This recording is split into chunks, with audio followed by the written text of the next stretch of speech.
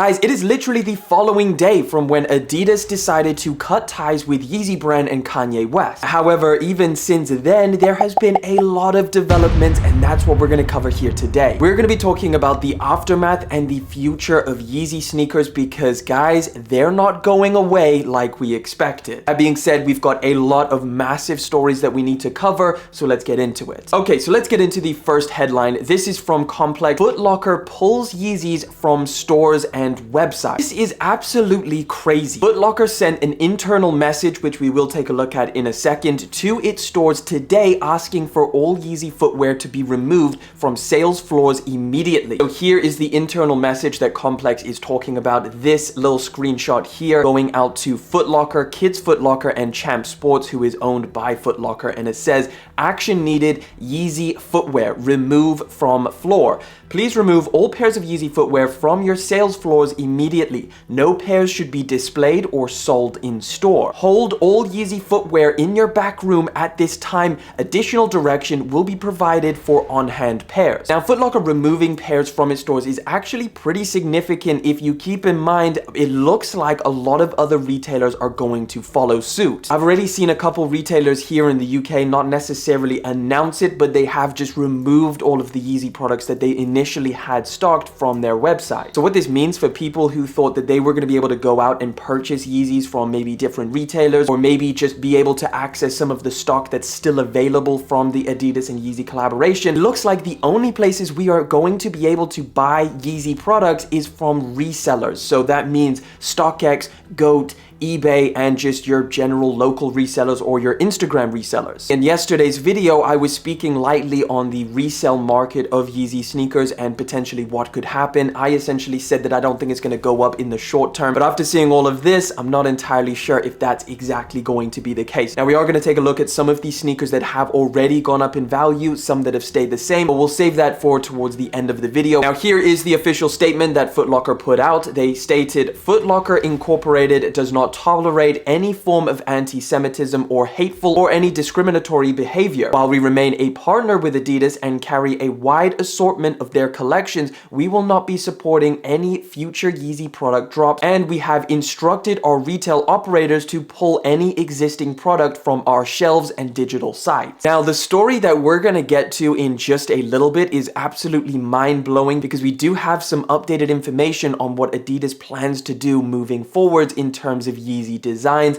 and guys, it's actually pretty shocking. We'll talk about that in just a second. The next one that I wanted to talk about, we know that Kanye West started Donda Sports, which essentially was part of a few different things. I believe he had a basketball team. He also had some actual NBA and NFL players that were signed to his Donda Sports, and one of the two main ones have now just put out a statement, and that of course is Jaylen Brown and Aaron Donald. They both leave Donda Sports, and here is their statement. This is the official statement by Jaylen Brown. He essentially outlines that in the past 24 hours, I've been able to reflect and better understand how my previous statements lack of clarity in expressing my stance against recent insensitive public remarks and actions. Now, as for Kanye West, we haven't actually heard a statement from Kanye. However, Forbes put out an article, or they actually put out a video as well, stating that Kanye West is no longer a billionaire. They said, "Without Adidas, Ye is worth 400 million. The remainder of Ye's fortune, Forbes estimates, comes from real estate, cash, his music catalog, and a 5% stake in his ex-wife Kim Kardashian's shapewear firm, Skims." Now, something that Complex points out again on the topic of Kanye West losing his billionaire status is the fact that in a recent Piers Morgan interview, notably, Ye said he had maybe only 120 million in his account. And obviously, yesterday we covered how much Adidas is going to lose, which again is a lot of money. Adidas stands to lose a huge amount. They announced that they are probably going to lose 250 million euros as part of their net income just for 2022. Something that a lot of people have been commenting on in terms of the whole Forbes thing. Like, Forbes was very quick to talk about how Kanye is no longer a billionaire. However, when he became a billionaire, they weren't as quick to kind of report on that news. And like Kanye said, they undervalued his net worth significantly. They said he was worth $1 billion. He said he was worth 3.3 or 4.3 billion. billion or whatever it was, but he was basically saying it was significantly more, and they were trying to undervalue him as a person and how much he's actually worth. That's just what a lot of people are saying in terms of the comments and just what I'm generally hearing from when this article broke out. Now, moving on from the billionaire status, another kind of entity that has dropped Kanye West, which recently happened yesterday, I believe. Kanye West's Good Music is no longer signed by Def Jam. It says, additionally, other reports have also noted that Ye's Good Music record label is no longer Def Jam Recordings. It is unclear if the split is because of his recent anti-Semitic statements, as Ye's contract with the label expired following the 2021 release of 2021's Donda. So I thought that's very important to add in there, because this whole thing of Kanye West getting dropped by Def Jam, they're very quick to say dropped by Def Jam, but it could be very likely that just the contract expired between the two, and it actually just naturally split because the contract expired. Now, something that I've been getting a lot of messages about, something that people seem to be very interested in, and I will say it is very interesting. In yesterday's video, we talked about how the Yeezy Gap website and all of the Yeezy Gap products, so all of the Balenciaga hoodies, all of the Perfect hoodies, that was all up on the website, that was available to be purchased. However, as soon as I posted the video, Gap issued a statement and removed all of the products from their website. So we'll take a look here at Gap's official statement. They essentially say,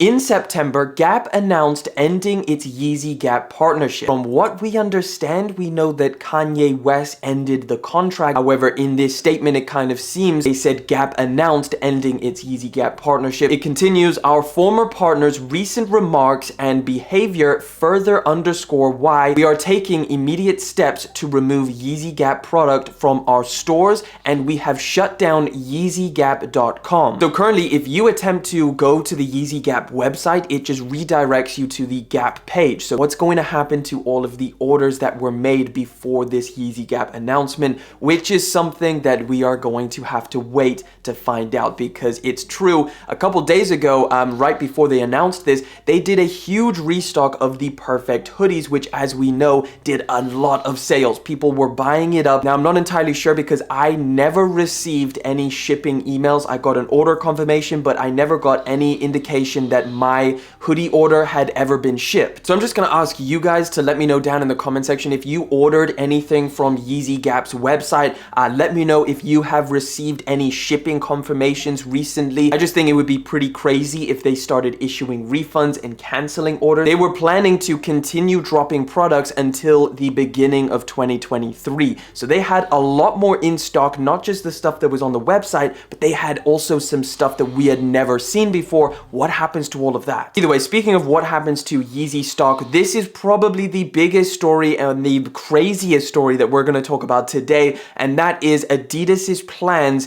to, in fact, still sell Yeezy designs without the name. What happens to all of these Yeezys? What happens to Adidas moving forward? Well, apparently, they plan to literally sell the Yeezy designs without Kanye West, without Kanye's name.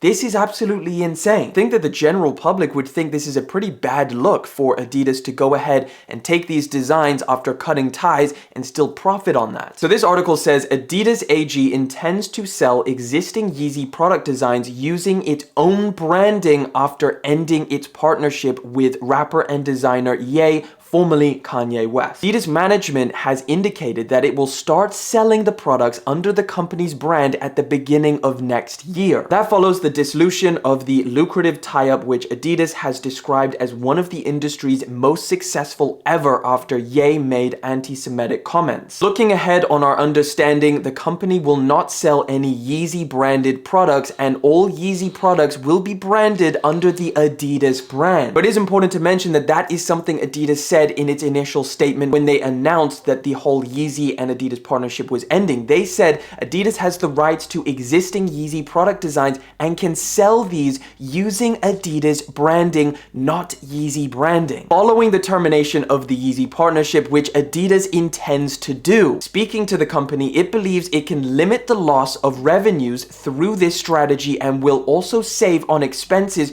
related to royalty and marketing fees no longer payable in 2023. They are cutting Yeezy and Ye out of the equation. They are planning to save money on paying him royalties and marketing, and they are going to remove the Yeezy branding from existing designs and repurpose it as just Adidas designs. For example, here is a pair of Yeezy 350s. If Adidas wants to sell this, the exact same color, the exact same design, they 100% can. All they need to do is remove that little logo there on the insole and it is ready to go. There is nothing else on here that says Yeezy, and they own the patent for this colorway and for this design. It's the same thing for any of these Yeezys. You take a look at the shoe, there is zero Yeezy branding anywhere except for the insole. That is the only place where you see the Yeezy name. Anywhere else, like on the back here, that says Adidas. Anywhere else on the shoe, nowhere does it ever say Yeezy. And obviously that is by design, because Kanye West has obviously been very vocal in the past about how his designs are very minimalist and he doesn't like to slap branding